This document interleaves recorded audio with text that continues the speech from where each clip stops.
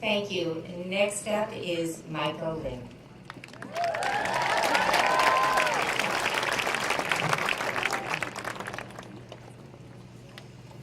Don't get me wrong, I love our school.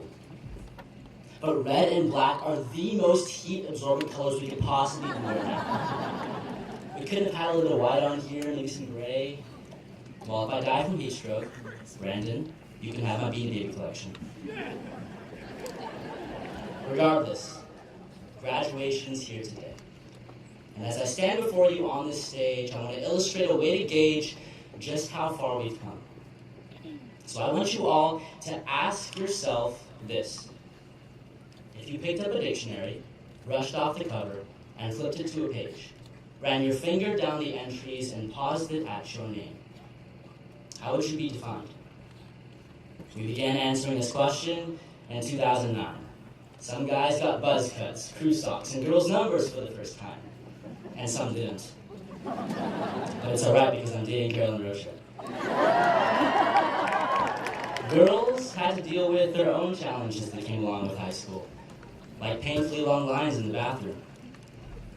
We embarked on an expedition to find our classrooms and a mission to find ourselves. So freshman year, we then went through forming circles of friends with some old and some new, and asking the question, will you go to homecoming with me? We were told that to define ourselves, we had to find our passions. So we took action and did exactly that. Before sophomore year had come around, most of us had looked and found a class, a sport, an art, pointed at it and said, I'm going to get good at that. And then high school became this blur of defining firsts. First dates, first jobs, first bees, first cars, first San Ramon rivalry games, first marathons across campus when construction blocked off half our halls. We got GPAs and SATs and ACTs and LOLs in the top 10%, NCS championships that came and went, built soccer fields, judged science fairs, became Eagle Scouts and rally chairs, and founded iconic groups like the Indian and freestyle rap clubs. But ask yourself this. Are we defined by our accomplishments? I don't think so. And it's not that they're obsolete, it's just that looking at only our accomplishments, our definition of ourselves is still incomplete. We are not defined by what we did, or even how we did, but by who we became. So, athletes, every lap, every play, every scrimmage, every drill shaped you physically and mentally into the champion that is sitting in your seat today. Now you may be leaving behind your jersey, cleats, and goggles, but you will always carry with you an understanding of what it takes to score goals and break records, even off the field. Drama students, you've learned to be a light, even when everything else goes dark. When the power went out during your last show, you taught everyone the importance of carrying on despite any circumstance, and will continue to capture the attention of those around you with unforgettable personalities.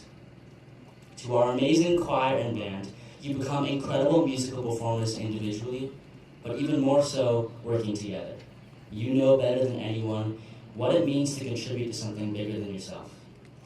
Dance and cheer, through hours of dedication and rehearsals, you've managed to make challenging stunts and choreographies look effortless. And although our rallies, games, and shows may be over, you've learned to take on life with grace and a smile. In the speech team, we've won a lot of awards over the years, and now we have plenty of shiny paperweights. But the most significant skill that we will carry with us for the rest of our lives is knowing how to tie a tie. And to the best leadership class that any school has ever had, you've inspired, motivated, but most of all, unified each and every one of us. Through your thoughtful posters, game day Gatorades, and birthday candies, you've taught the rest of us to set aside our differences and to be thoughtful and accepting of everyone around us. And finally, parents and faculty, you've been our mentors, confidants, and friends. You dealt with us with unfathomable patience at home and in class, even when us students were being royal pains in the neck. So here's an idea, that as we're all moving on to institutions of higher learning, we do so as individuals of higher learning. And no, I'm not talking higher learning like burning more chemicals or earning more A's or memorizing the Gettysburg Address. I mean learning things that contribute to who we are. And that's not going to be asked on any test. Well, it seems like everything is coming to an end. And some of us, myself included, want to pretend that it's not all over. Now, I'm supposed to say, class of 2013, we made it. But ask yourself this. Did we just make it? Or did we sing it, dance it, learn it, swim it, draw it, debate it, play it, fail it, score it? And let's continue to define ourselves through these passions and fill out the rest of that dictionary entry. Because even though we're on the right track, we could still miss our train if we just sit here. So I just have 3 final wishes for us all. That we never stop dreaming, never stop believing, and never stop asking.